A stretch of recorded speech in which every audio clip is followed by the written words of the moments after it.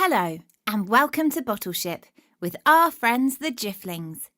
If you enjoy the show, please leave a review and share the podcast with your friends. And you can email us at thejifflings@gmail.com. And stay tuned to the end of the show when the Jifflings will read out some of your reviews. And now it's time for today's episode, The Inventor's Blindfold. In your world, things are important. But what about the things that aren't important anymore? Well, sometimes those things end up here, in the magical land of Dilstonia, where little creatures called the Jifflings live on their little Jiffling ship.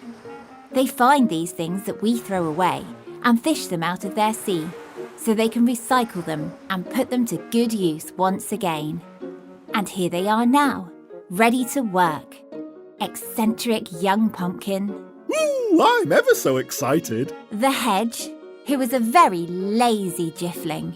Like, hey man, is it time for bed yet? Miss Katie, who loves fixing things and dressing up. Sometimes I like both together. Albert, the ship's gardener. Hop-bay, who's been into me cabbage patch like? And Freidaline, a very sensible Jiffling who looks after everybody on the ship. Yeah, that is correct. Oh. Today on the ship, it is a sunny spring morning and all the Jifflings are full of beans. Woo! Oh. Well, almost all the Jifflings. The hedge is still fast asleep in bed.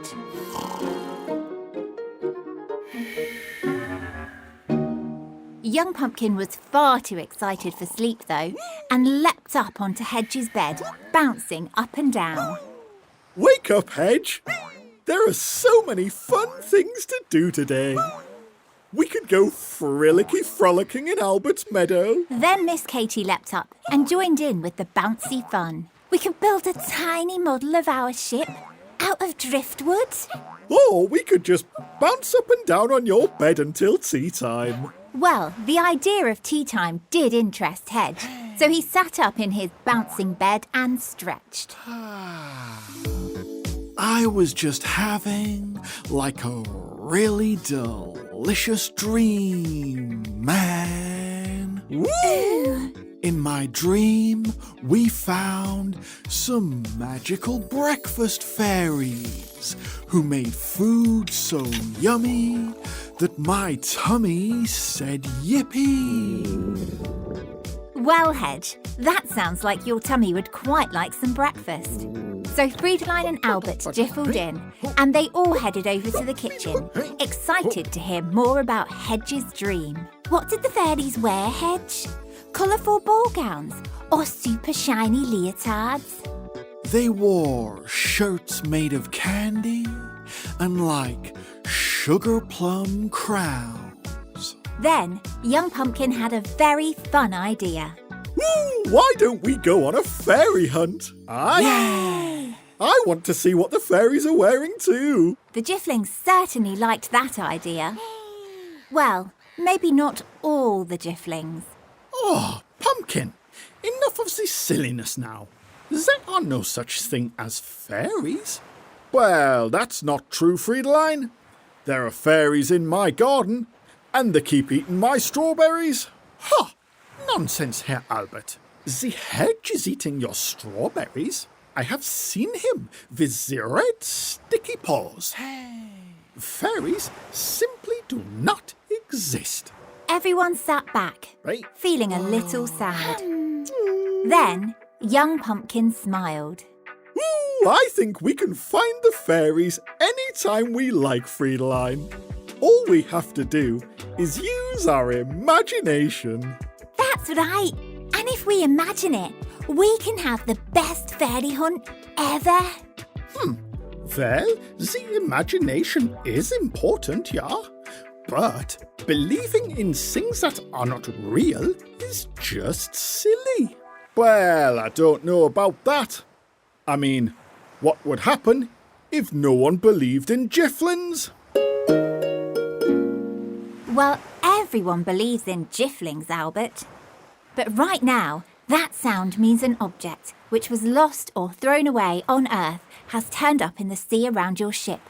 So just as a Jiffling should, you all need to help heave the object in.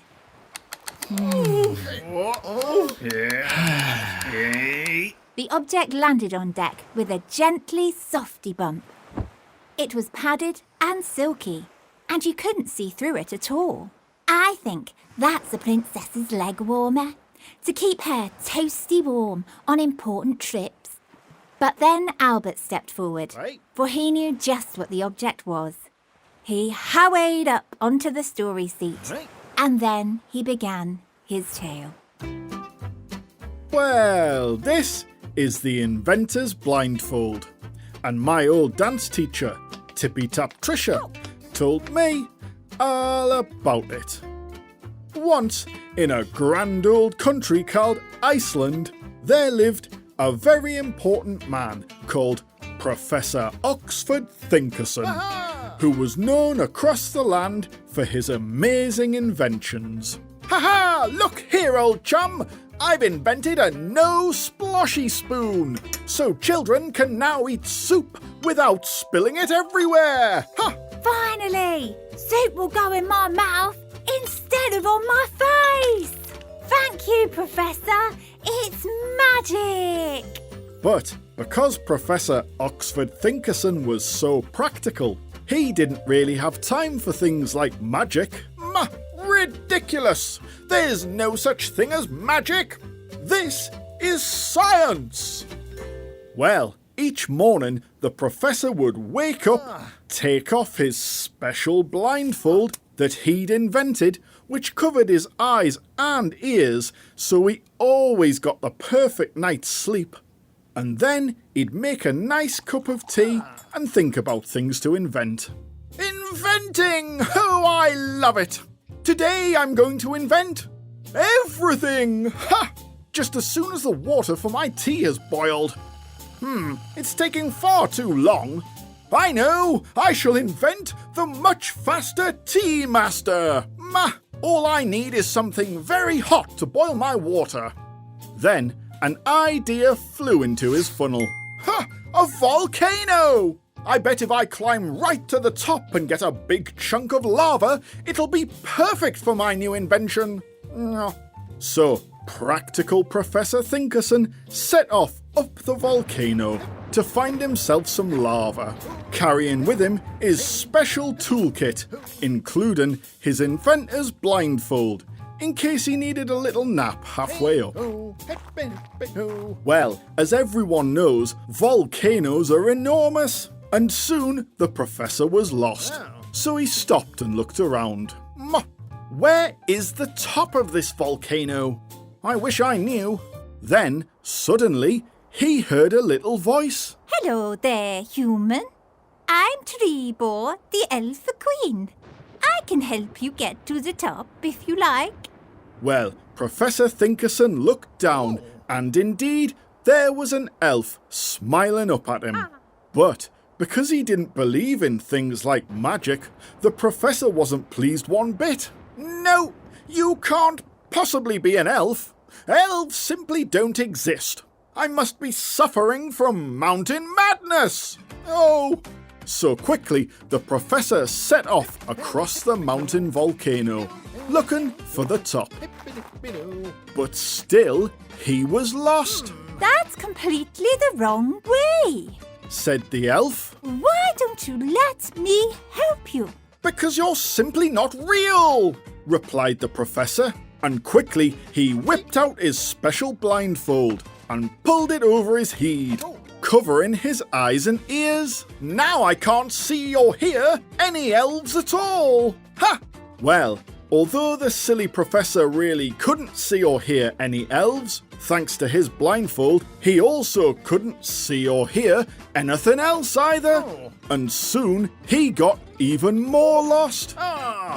Then, finally, Professor Oxford Thinkerson stopped and took off his blindfold. Oh, I'm so lost now that I've even lost that elf I didn't believe in. If only I had believed in elves and magic, I could have got to the top by now. Then Professor Thinkerson threw away his blindfold in a big professor's grump, and he wandered off back down the volcano, all the while wishing he hadn't been so stubborn and used his imagination just a little bit more. And now the blindfold is here, man. Woo! Could it be a 5 Jiffling swing for summer garden swing fun? That's a lovely idea, Pumpkin. But I think Freidaline has a different use. I think we should use the Inventor's blindfold as a picnic blanket, so we can have lovely Jiffling picnics whilst we are out on our fun magical fairy hunt. Yay! Aye. That sounds like a jolly idea, Freidaline. So the Jiffs packed up a delicious hamper of treats for their lunch, and they explored the boat looking for magical fairies. And do you know, Freidaline thought she might just have seen one fluttering through the air. And then, after a rather long and magical day, the Jiffs were all tuckered out. So they had a nice cup of cocoa, yawned, and then it was time for bed. Good night, young Pumpkin. Good night. Good night, Albert. Why, I'll see you in the morning, like. Good night, Freidaline. And it is a good night. Yeah.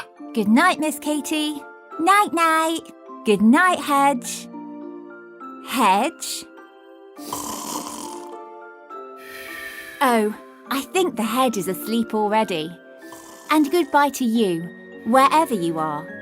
Maybe next time you see a thing that you might throw away, you'll stop and see if you can use it again, just like our friends the Jifflings. And maybe the thing you use again will have a story to tell too. Goodbye. Thank you for listening to Bottleship. For all the parents listening, if you'd like to, you can donate to the show at patreon.com/Bottleship.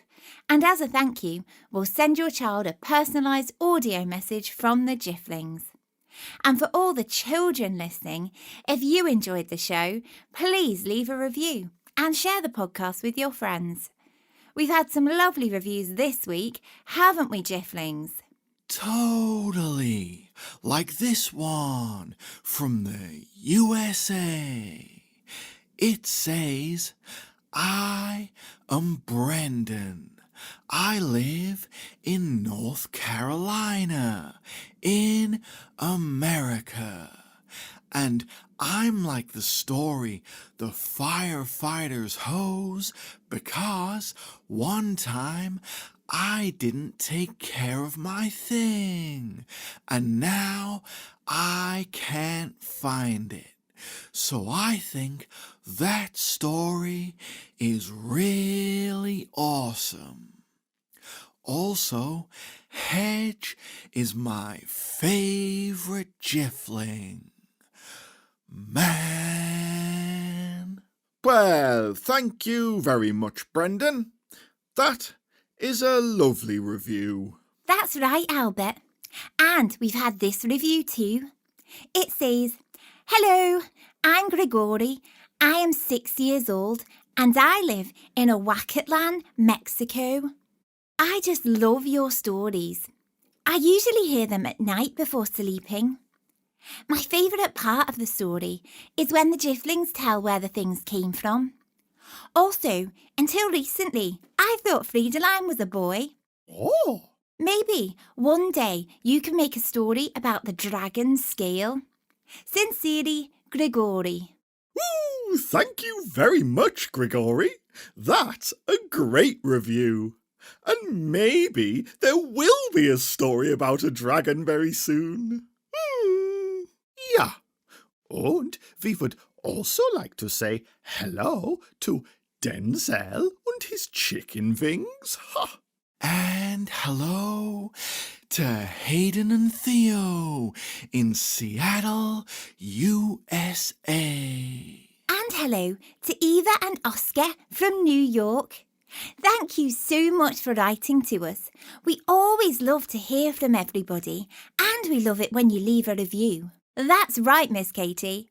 And if you'd like to send us an email, please send it to thejifflings@gmail.com, or you could leave us a review wherever you listen.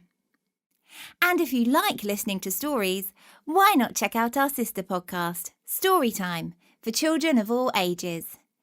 Thanks again, and we'll bring you more exciting adventures with our friends the Jifflings very soon. Goodbye.